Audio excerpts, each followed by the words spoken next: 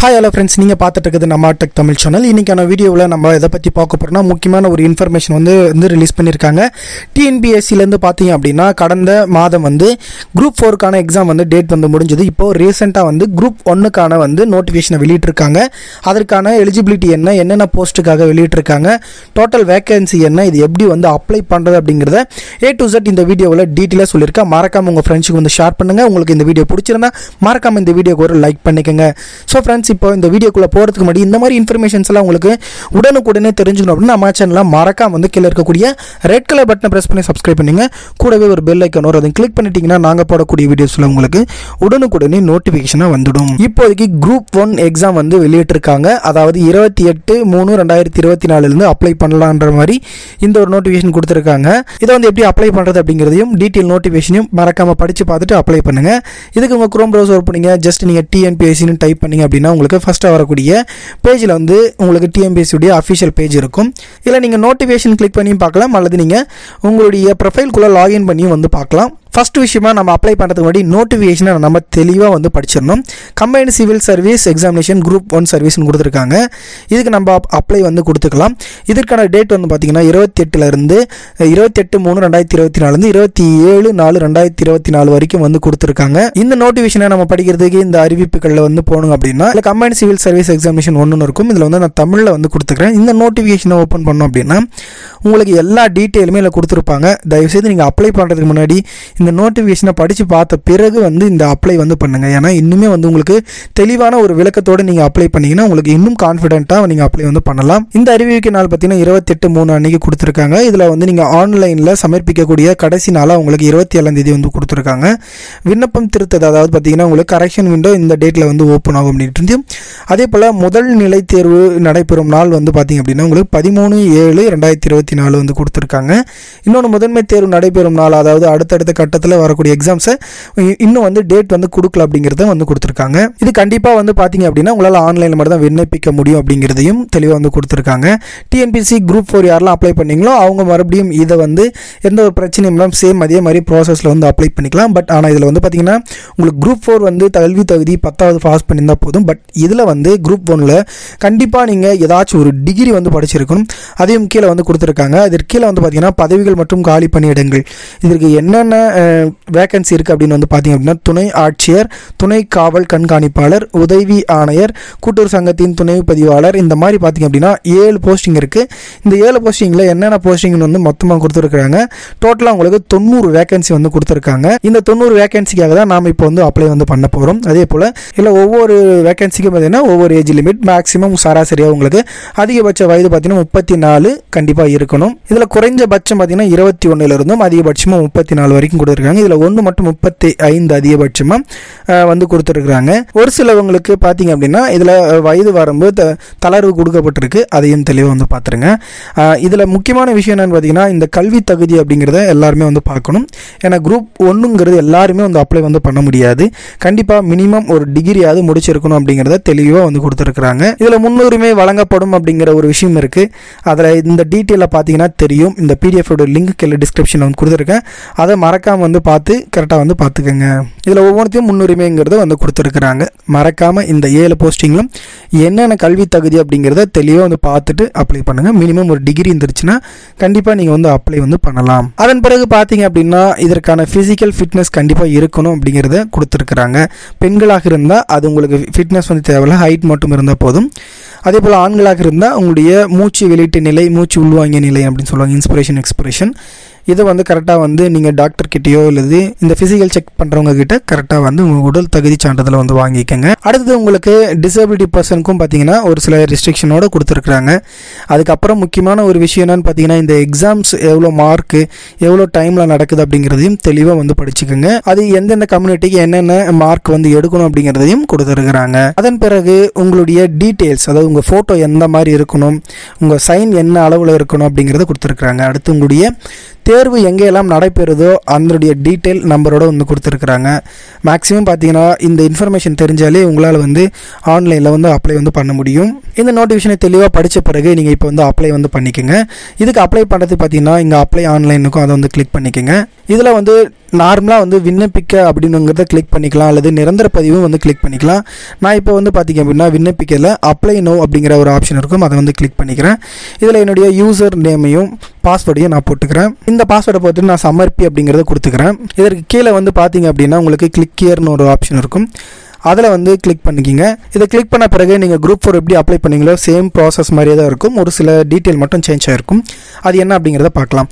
இந்த ஃபஸ்ட்டு வரக்கூடிய ஆப்ஷன் என்னன்னு பார்த்தீங்க அப்படின்னா, இந்த ஃபஸ்ட்டாக வரக்கூடிய ஆப்ஷன் என்னன்னு பார்த்தீங்கன்னா நேம் ஆஃப் எக்ஸாமினேஷன், இதனுடைய டீட்டெயில் வந்து கொடுத்துருக்காங்க. அதை படித்து பார்த்துட்டு நீங்கள் டிக் பாக்ஸ் இருக்கும் அதை கொடுத்துட்டு சேவ் அண்ட் கண்டினியூ கொடுத்துக்குங்க. அதன் பிறகு அப்ளிகேண்ட் டீட்டெயில்ஸ் வந்து கேட்டிருப்பாங்க.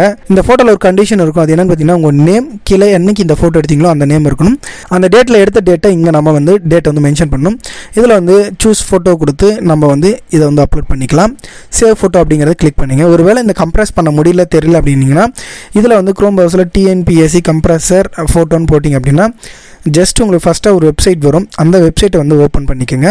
ஓப்பன் பண்ணி அது மூலிமா உங்களுடைய ஃபோட்டோவை நம்ம ஈஸியாக கம்ப்ரஸ் வந்து பண்ணிக்கலாம். அதே போல் நம்மளுடைய சைனையும் இந்த ஒரு வெப்சைட் மூலிமா கம்ப்ரஸ் வந்து பண்ணிக்கலாம். அதை இங்கே சூஸ் சிக்னேச்சர் கொடுத்து சேவ் வந்து கொடுத்துக்கலாம். அதன் பிறகு உங்கள் ஓடிஆரில் இருக்கக்கூடிய டீட்டெயில்ஸ் எல்லாமே கரெக்டாக இருக்கான்னு செக் பண்ணிவிட்டு கீழே அதே போல் வந்து உங்களுடைய name, date of birth, gender, உங்கள் ஃபோன் நம்பர், மெயில் ஐடியை வந்து கொடுத்துக்குங்க. இந்த டீட்டெயில் ஓடிஆரில் இருக்கிற மாதிரி நீங்கள் கொடுக்க வேண்டியது இருக்கும். அப்படி ஒருவேளை நீங்கள் சேஞ்ச் பண்ணணுன்னாலையும் நம்மளால் வந்து சேஞ்ச் வந்து பண்ணிக்க முடியும். அதற்கு கீழே எடிட் இன் ஓடிஆர்னோ அதை கொடுத்தீங்கன்னா இந்த டீட்டெயில்ஸை நம்ம எடிட் பண்ணிக்க முடியும். இப்போதைக்கு நான் டீட்டெயிலை கொடுத்துட்டு சேவ் அண்ட் ப்ரொசீட் வந்து கொடுத்துக்கிறேன். கொடுத்த பிறகு என்னுடைய அட்ரஸ் வந்து கேட்டிருக்காங்க, கரெக்டாக இருக்கான்னு செக் பண்ணி பார்த்துட்டு சேவ் அண்ட் கண்டினியூ வந்து கொடுத்துக்கிறேன். அதன் பிறகு இந்த டீட்டெயிலில் நீங்கள் வந்து டிசபிலிட்டி பர்சனான்னு கேட்டிருக்காங்க. ஒருவேளை நீங்கள் டிசபிலிட்டி பர்சனாக இருந்தால் இதில் எஸ் வந்து கொடுத்துட்டு அது எந்தெந்த ஸ்டேஜில் இருக்குது, என்ன பர்சன்டேஜ் இருக்குது அப்படிங்கிறத இதில் வந்து கொடுத்துக்கோங்க. அடுத்து தமிழ் தகுதி தேர்வு கலந்து கொள்வதில் இருந்து விலக்கு கோருபவருக்கு உரிமை படிவம் கேட்டிருக்காங்க.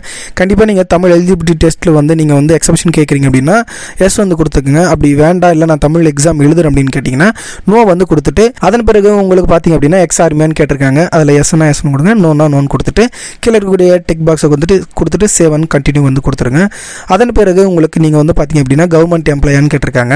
கவர்மெண்ட் எம்ப்ளாயாக இருந்தால் எஸ் வந்து கொடுத்துட்டு அதனுடைய நிலைகளை வந்து போட்டுக்கோங்க. ஒருவேளை நீங்கள் கவர்மெண்ட் எம்ப்ளாயி இல்லைனா நோ வந்து கொடுத்துட்டு பணி நிலையில் நீங்கள் அன்எம்ப்ளாய்டாக தான் அன்எம்ப்ளாய் இல்லை ப்ரைவேட்டில் ஒர்க் பண்ணினா ப்ரைவேட் கொடுத்துருங்க.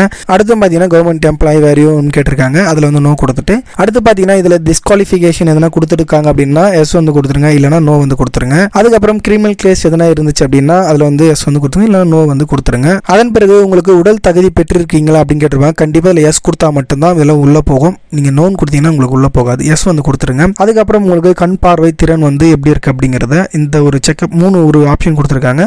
Vision standard 1, vision standard 2, vision standard 3 வரையும் இருக்குது. இதில் வந்து உங்களுக்கு எந்த பார்வை லெவலில் இருக்கோ அதை வந்து கொடுத்துட்டு நீங்கள் ஒன்றுக்கும் மேற்பட்ட துணை மனைவியோடு இருக்கீங்க அப்படின்னா எஸ் வந்து கொடுத்துட்டு இல்லைனா நோ வந்து கொடுத்துருங்க.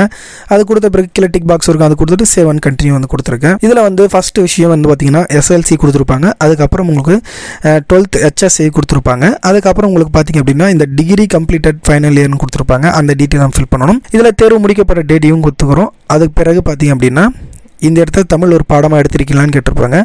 அதில் நான் எஸ் வந்து கொடுத்துக்கிறேன். அதன் பிறகு 12th முடித்த டேட் வந்து கேட்டிருக்காங்க, அந்த ஒரு டேட்டையும் கொடுத்துக்கிறேன். அதுக்கப்புறம் நான் வந்து இது ஐடிஐயா இல்லை டீச்சர் ட்ரைனிங்கா அப்படின்னு வந்து கேட்டிருக்காங்க. இல்லை HSC வந்து கொடுத்துருவேன். ஸ்டேட் போர்டா இல்லை நீங்கள் சென்ட்ரல் போர்டா அப்படிங்கிறதையும் கொடுத்துருங்க.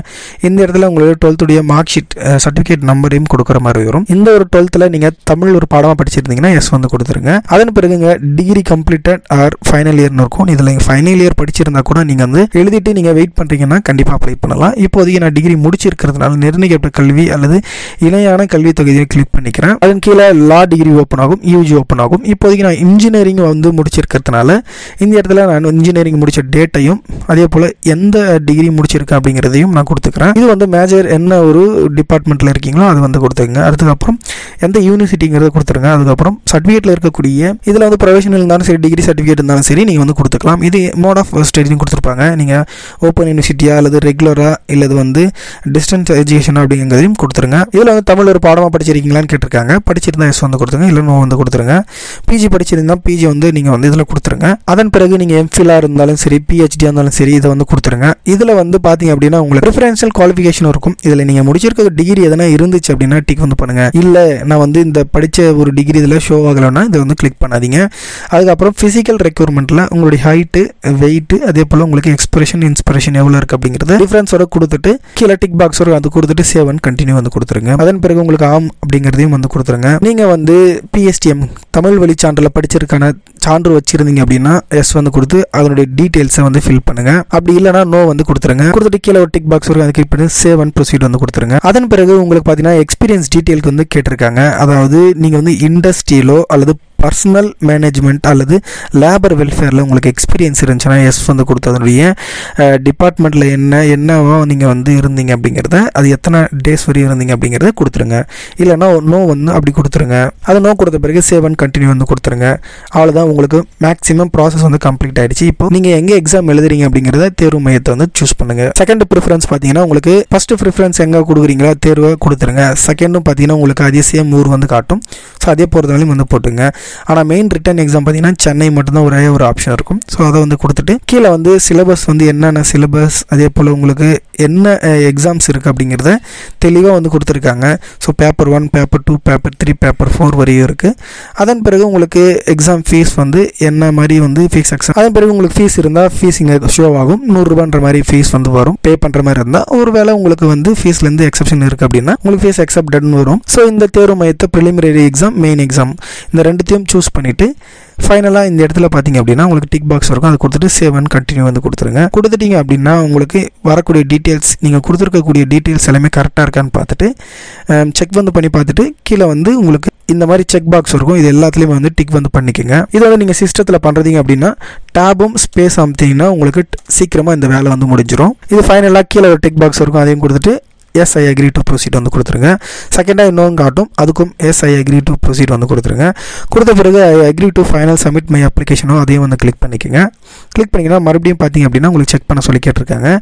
அதை வந்து டிக் வந்து 2 டிக் பாக்ஸ் இருக்கும், அதை டிக் பண்ணிவிட்டு yes I agree to proceed வந்து கொடுத்துருங்க. ஃபைனலாக நீங்கள் I agree to finally submitted my online அப்ளிகேஷனுக்கும் கொடுத்துருங்க. உங்கள் அப்ளிகேஷன் சப்மிட் ஆகிடும். ஸோ நிறைய பேர் வந்து கேட்கக்கூடியது இதில் டாக்குமெண்ட்ஸ் அப்லோட் பண்ணணும் அப்படின்னு கேட்குறாங்க. இதில் வந்து பார்த்தீங்க அப்படின்னா இது வரைக்குமே நம்ம டாக்குமெண்ட் எந்த ஒரு அப்லோடுமே பண்ணாமல் தான் வச்சுருக்கோம். ஸோ அதனால் இதில் வந்து டாக்குமெண்ட்ஸ் அப்லோட் பண்ணுற மாதிரி எதுவுமே வந்து கேட்கல. ஸோ மறக்காமல் இந்த பிரிண்ட் எடுத்து வச்சுக்கோங்க. இதில் வந்து ரொம்ப பெரிய விஷயம்லாம் கிடையாது. நீங்கள் குரூப் 4 அப்ளை பண்ண மாதிரி தான். மறக்காமல் நோட்டிஃபிகேஷனை படித்து பார்த்து இந்த ஒரு அப்ளிகேஷனை வந்து நீங்கள் வந்து சப்மிட் பண்ணிக்கோங்க. இதில் வந்து பிரிண்ட்னு இருக்கும், அது பிரிண்ட் எடுத்து மறக்காமல் பிரிண்ட் எடுத்து வச்சிங்க. ஆல் டிக்கெட் எடுக்கும்போது கண்டிப்பாக உங்களுக்கு தேவைப்படும்.